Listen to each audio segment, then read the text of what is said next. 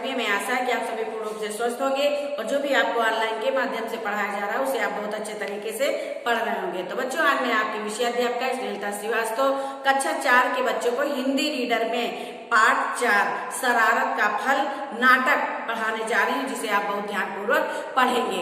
लेकिन पढ़ने के लिए ये बहुत जरूरी है कि आपके पास किताबों का होना आवश्यक है। जब तक आपके पास किताबें नहीं होंगी आप पाठ को अच्छे तरीके से नहीं पढ़ सकते। वीडियो आप अवश्य देखा करिए। वीडियो में मान लिया कि आपके पास किताबें नहीं है तो आप पाठ को सुनोगे तो उसकी कहानी को तो याद करोगे, लेकिन कॉपी किताब आप लोग मंगवा लीजिए, क्योंकि आज हम पाठ 4 पढ़ाने जा रहे हैं। पाठ 3 तक हमने पाठ पढ़ा भी दिया है और इसकी PDF भी हमने भेज दिया है। इसलिए आप लोग एक एक पाठों को लिखते जाइए, समझते जाइए और याद करते जाइए। तो आइए, ये नाटक के माध्यम से शरारत का फल पाठ का नाम है, जो नाटक के माध्यम से हमें समझाया गया है। तो आइए, इस नाटक के माध्यम से जो पाठ बताया गया है आपको उसे पढ़िए और समझिए। मास्टर जी स्कूल के अधेड़ शिक्षक, मास्टर जी हैं वो स्कूल के अधेड़ शिक्षक, यानी कि मतलब कि ज्यादा आयु वाले शिक्षक हैं। तो सिद्धांत है, हिमांशु है, चिंटू और अभिषेक सभी 4ठी कक्षा के विद्यार्थी हैं। एक अधेड़ उम्र के मास्टर जी हैं और क्लास 4 यानी कक्षा 4 के बच्चे कौन कौन से? सिद्धांत है, हिमांशु है, चिंटू और अभिषेक है। आप लोग भी इस नाटक को पढ़िए और उसी प्रकार आप लोग अपनी कक्षा में भी जो है इसी तरह नाटक के माध्यम से पाठ को पढ़ाइए और पढ़िए। प्रथम दृश्य, ये नाटक का प्रथम दृश्य है। बच्चे आधी छुट्टी होने पर इधर उधर टहल रहे हैं। सिद्धांत और हिमांशु एक और खड़े बातें कर रहे हैं। छुट्टी यानी आधी छुट्टी का मतलब क्या होता है?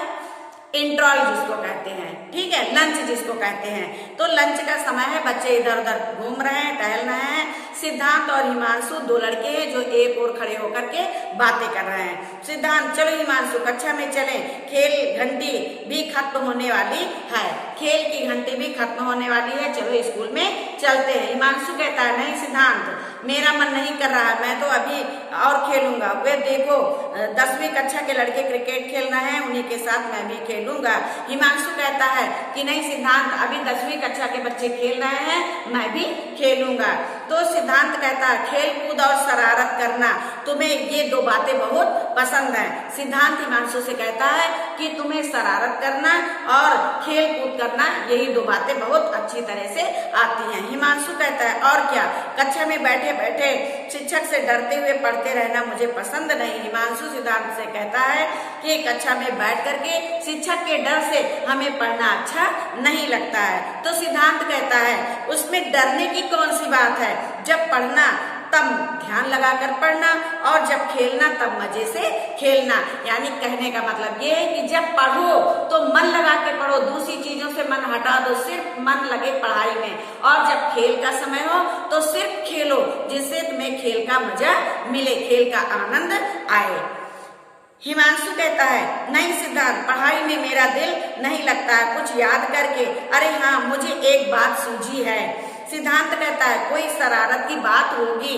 तो हिमांशु कहता है, आज एक तरकीब करते हैं। सिद्धांत कहता है, क्या तरकीब, जरा बताना।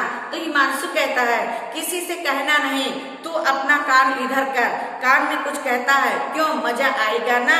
अब सिद्धांत जो है, हिमांशु जो है वो सिद्धांत के कान में कुछ कहता है और कहने के बाद कहता है कि ये करने से मजा आएगा।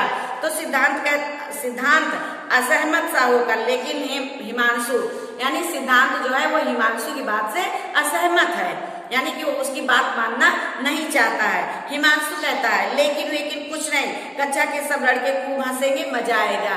तो हिमांशु कहता है कि लेकिन कुछ नहीं, जो हम शरारत करने जा रहे हैं ये हम करेंगे तो कक्षा के बच्चों को बड़ा आनंद आएगा। सिद्धांत कहता है, नहीं यार, सिद्धांत उसको समझाता है कि नहीं, ऐसा नहीं करना है। हिमांशु कहता है, अरे चल ना, अभी तू ही तो कह रहा था कक्षा में चले, चल दोनों कक्षा में जाते हैं। अब दूसरा दृश्य, ये तो आपने नाटक का पहला दृश्य पढ़ा और सुना। अब दूसरा दृश्य देखिए। कक्षा में पीरियड लगने से पूर्व बच्चे अपनी अपनी धुन में नाच गान कर रहे हैं। सिद्धांत और हिमांशु मंच के एक ओर आकर बातें करते हैं। अब कक्षा में जब पीरियड जब पीरियड लगने का समय होता है उससे पहले वो बच्चे सब क्या करते हैं, अपनी अपनी धुन में नाच गा रहे हैं। लेकिन सिद्धांत और हिमांशु जो है वो मंच के एक ओर आकर के बातें करते हैं। हिमांशु, सिद्धांत, इस समय किसी का ध्यान मास्टर जी की मेज कुर्सी की तरफ नहीं है।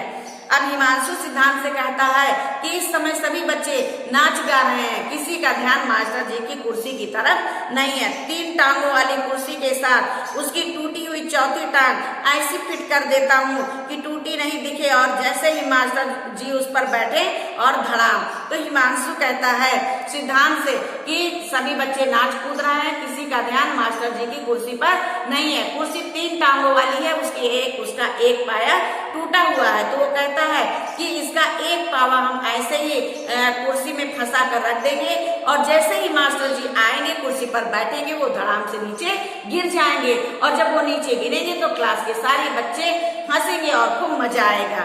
सिद्धांत कहता है अच्छा, मगर अपना काम जल्दी से कर। अब सिद्धांत भी बच्चों हिमांशु की बात में आ जाता है। कहते हैं कि बुरे लोगों का साथ इसीलिए नहीं करना चाहिए क्योंकि बुरे लोगों का साथ करने से बुराई कुछ ना कुछ आ ही जाती है। जबकि सिद्धांत एक अच्छा बालक है लेकिन वो हिमांशु के साथ दोस्ती करके उसकी दोस्ती से बिगड़ जाता है। तो वो कहता है कि अच्छा, वो भी हिमांशु का साथ देता है और कहता है अच्छा, मगर काम अपना जल्दी से करो, घंटी बजने वाली है। सिद्धांत कक्षा के बाहर जाकर एक 3 टांग वाली कुर्सी लाता है। उसकी चौथी टांग पाया उसके हाथ में है जिसे वो मास्टर जी की मेज के पास लाकर कुर्सी में फिट करके रख देता है। अब हिमांशु क्या करता है, वो बाहर जाता है और 3 टांगों वाली कुर्सी लेकर आता है और एक जो टांग टूटी होती है वो चौथी जगह पर उसको फिट करके रख देता है और सही कुर्सी जल्दी से बाहर रखाता है और जो क्लास में सही कुर्सी रहती है उस कुर्सी को उठा करके बाहर रखाता है। बच्चे अपनी धुन में, कोई बच्चा उसकी शैतानी को नहीं देख पाता है, सभी बच्चे अपनी धुन में नाच गा रहे हैं। सिद्धांत के करीब आकर हिमांशु मुस्कुराता है। अब हिमांशु ये काम करने के बाद सिद्धांत के पास आता है और अपनी कामयाबी पर मुस्कुराता है। कक्षा में वही शोर की घंटी बजने पर बच्चे कुछ शांत होते हैं किंतु चिंटू के सावधान करने पर सब बिल्कुल चुप होकर अपनी सीट पर चले जाते हैं। जैसे ही घंटी बजती है तो सारे बच्चे जो है सावधान हो जाते हैं और उसी कक्षा का एक छात्र चिंटू है वो सभी को सावधान करता है कि बेल लग चुकी है, यानी घंटी लग चुकी है, अब सब लोग चुपचाप होकर अपनी सीट पर बैठ जाओ और सभी चुपचाप अपनी सीट पर चले जाते हैं। चिंटू, अरे सब चुप हो जाओ, मास्टर जी आ रहे हैं। सब चुपचाप बैठने लगते हैं। अब चिंटू सभी बच्चों को चुप कराता है कि सभी लोग चुप हो जाइए, मास्टर साहब आने वाले हैं। सभी बच्चे चुप होकर बैठ जाते हैं। मास्टर जी, बच्चों ये बताओ कि आज कौन सा वार है।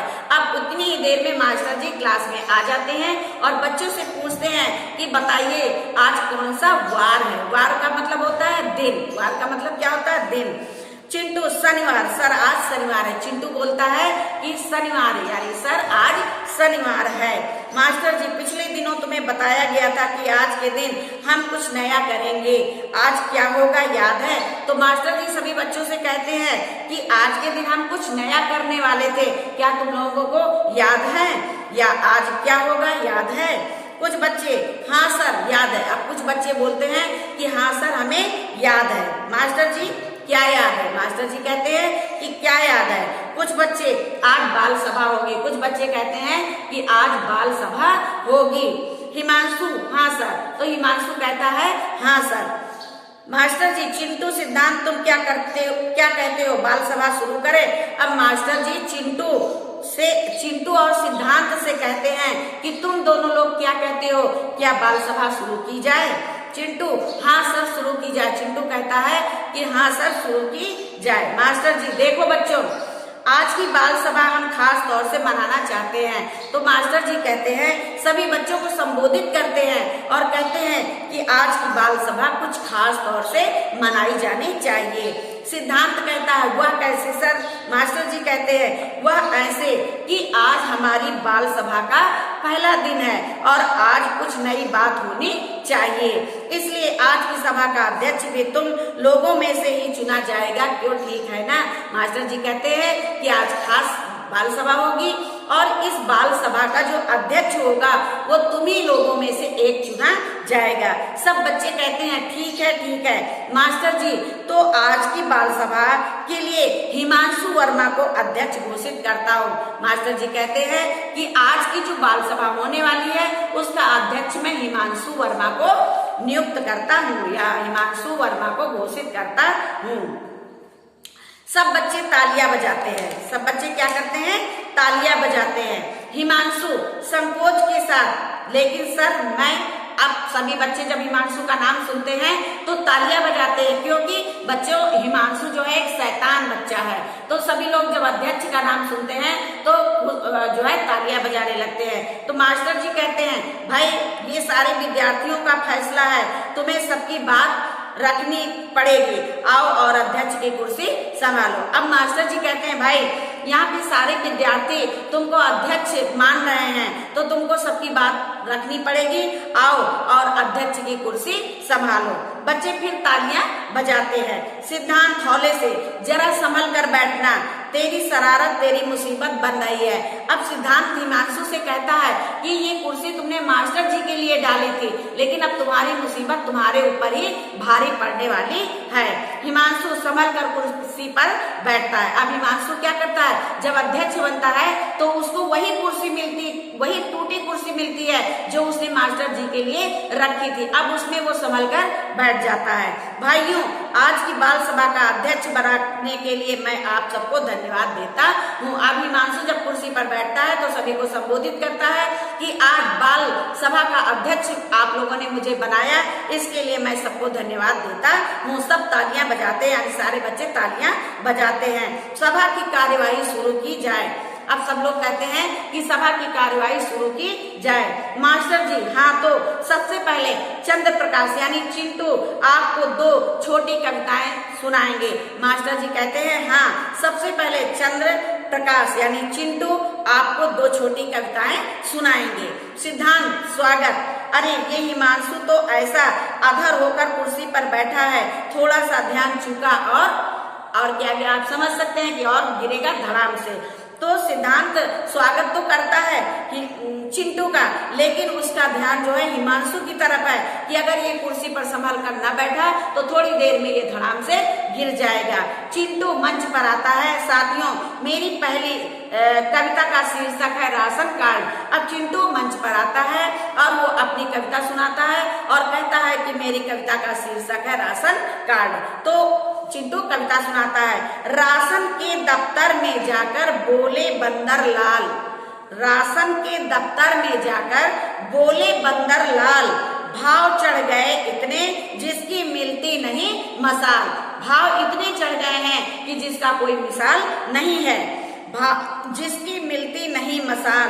अब चोरी से भोजन पाना बहुत बड़ा ही हार्ड, जल्दी से बनवा दो भाई मेरा राशन कार्ड। चिंटू कविता सुनाता है राशन की कार्ड के बारे में। तो बच्चों, चिंटू की ये पहली कविता थी। अब क्या है, सब बच्चे हंसते हैं। तो बच्चों, आज आपने पढ़ा शरारत का फल पाठ का आधा भाग। अब ये आधा भाग हम यहीं तक पढ़ाएंगे।